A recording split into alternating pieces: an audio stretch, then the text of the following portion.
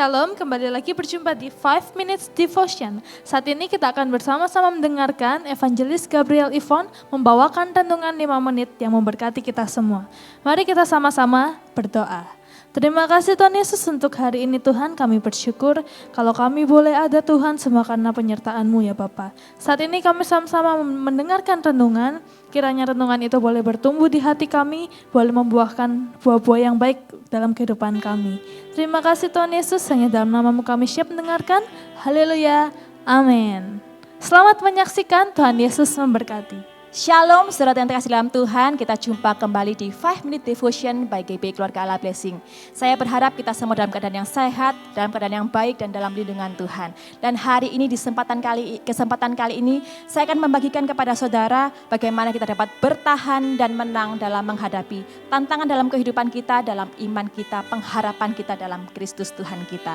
Saya ambil dari 1 Petrus 1 ayat 3-4, di situ dikatakan, terpujilah Allah dan Bapa Tuhan kita Yesus Kristus yang karena rahmat-Nya yang besar telah melahirkan kita kembali oleh kebangkitan Yesus Kristus dari antara orang mati kepada suatu hidup yang penuh pengharapan.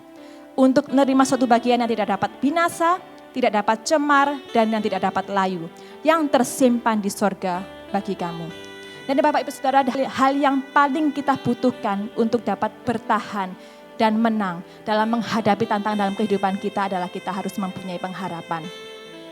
Arti kata harapan sendiri adalah sesuatu yang diinginkan. Dan arti kata pengharapan dapat kita simpulkan adalah kita mempunyai keinginan agar sesuatu yang kita harapkan dapat terjadi dalam kehidupan kita.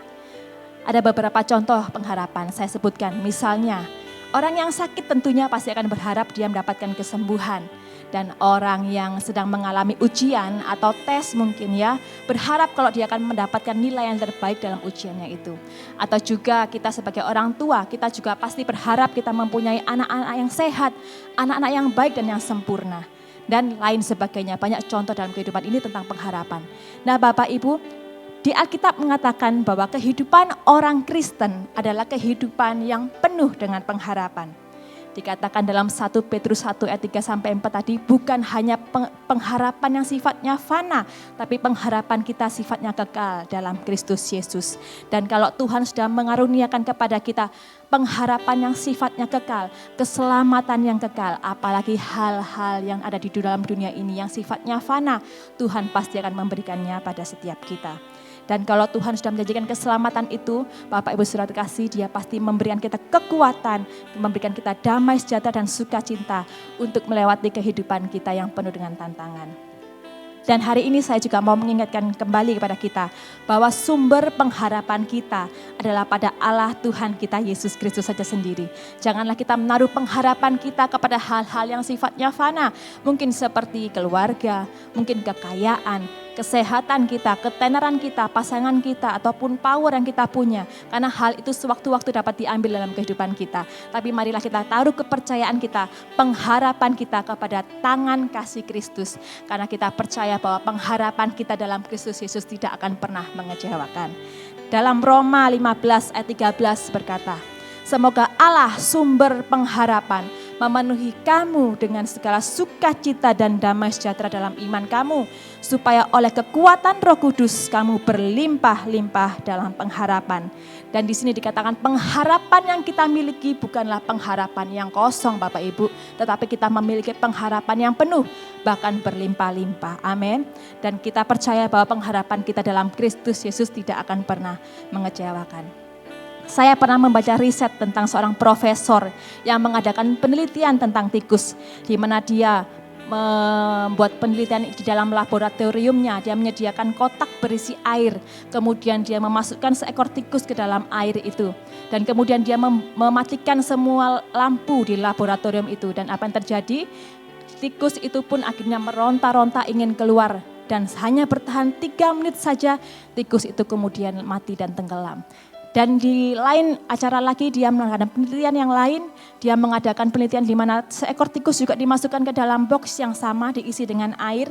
Dan kemudian tikus itu dimasukkan ke dalam air, tetapi yang jadi perbedaan adalah lampu di laboratorium semua dinyalakan dengan terang. Sehingga tikus itu dapat melihat keadaan sekitarnya. Apa yang terjadi Bapak Ibu? Tikus itu pun dapat bertahan selama 36 menit. Dan Bapak Ibu, kita dari sini kita dapat melihat ya, bahwa tikus saja butuh pengharapan untuk bertahan hidup. Apalagi kita, umat manusia yang setiap hari menghadapi tantangan yang begitu kompleks, tantangan rintangan dalam kehidupan kita. Maka itu kita perlu yang namanya terang pengharapan, terang kasih Kristus Tuhan kita. Amin. Dan hari ini saya kembali mengajak Bapak Ibu Saudara untuk sadar dan menaruh pengharapan kita kepada tangan Kristus Yesus.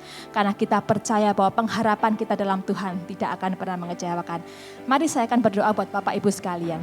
Bapak, terima kasih Bapak kalau kami sudah mendengarkan sedikit Tuhan renungan Tuhan pada hari ini Bapak.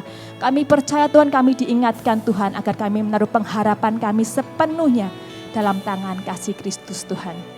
Kami percaya Tuhan, apapun masalah, apapun rintangan yang kami hadapi Tuhan, kami percaya tangan-Mu yang memegang setiap kami Bapa. Engkau membawa kami dari kemenangan menuju kemenangan. Dan kalau saat ini Tuhan, kami menyerahkan Tuhan seluruh kehidupan kami dalam tangan kasih Kristus. Terima kasih Allah Roh Kudus buat hari ini, kami mengucap syukur. Haleluya, amin.